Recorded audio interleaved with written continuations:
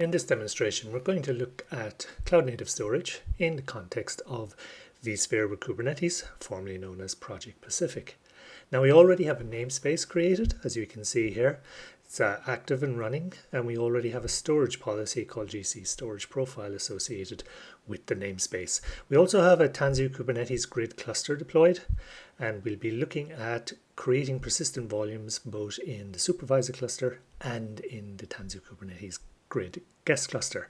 So we're looking at the inventory, and it's just to show you that we do indeed have vSphere with Kubernetes enabled with the supervisor control plane there and the guest cluster available in the inventory as well. At this point in time, there are no container volumes. So what we're going to do now is we're going to switch to the CLI, and we're going to use our kubectl or kubectl command to actually deploy a persistent volume. To begin with, we'll deploy it in the supervisor cluster. This is just to show you that we are indeed in the supervisor cluster. These are the namespaces you would expect to see. And of course the nodes, where we saw the 3 supervisor control plane VMs, and each of the ESXi hosts behaves as a worker. And the context is correct as well. We're working in the correct context to deploy that persistent volume in the supervisor cluster. So I already have a very simple YAML for a persistent volume claim. You can see it there. I have given it a label to make it easily identifiable called supervisor set to true. We're using the storage class we saw earlier, and the size of the volume is just 4 gigs. So I'm going to apply that manifest now. And once that manifest is applied, we can of course query it from kubectl or from the API server. And it looks like it's bound. So what we can now do is we can switch back to the CLI, and let's see how that appears in the vSphere UI.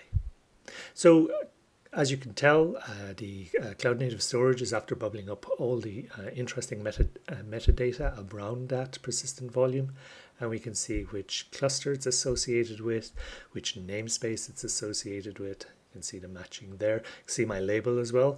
And of course, we also have the volume name. And if we click on that volume name, we get taken to the namespace's storage information, of which PVCs are one of the pieces of information that it lists, among a lot of other pieces of information.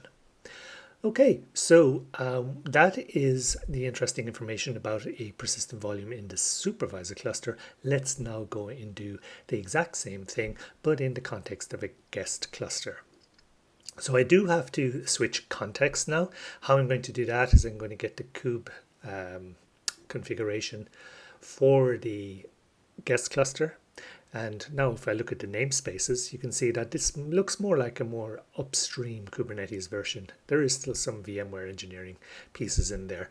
And we can see the nodes now, we no longer list the ESXi hosts as worker nodes, but we do have the 3 control plane VMs, and we have a single worker VM.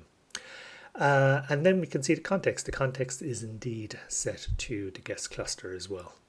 So now what I'm going to do is I'm just going to deploy another manifest file. Again for a PVC, or a persistent volume claim. This time I've given it a label of guest set to true. It's using the same storage class. It's in the same namespace, so it gets access to the same storage class. And you can see the size of the volume is just 3 gigs. So I'm now going to apply that manifest, and this should create a persistent volume within the guest cluster, the Tanzu Kubernetes grid guest cluster.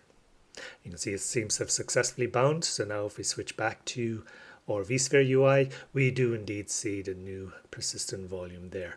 Now there's a lot more information that CNS bubbles up in the context of a guest cluster persistent volume. You can see the persistent volume name in the supervisor cluster, but you can also see it in the context of the guest cluster as well. So a whole bunch of information about which namespace, and now the namespace is the default namespace because it is inside in the guest cluster.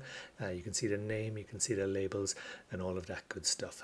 So that now completes the demonstration on how cloud native storage bubbles up persistent volume claims, not just from supervisor clusters, but also from guest clusters.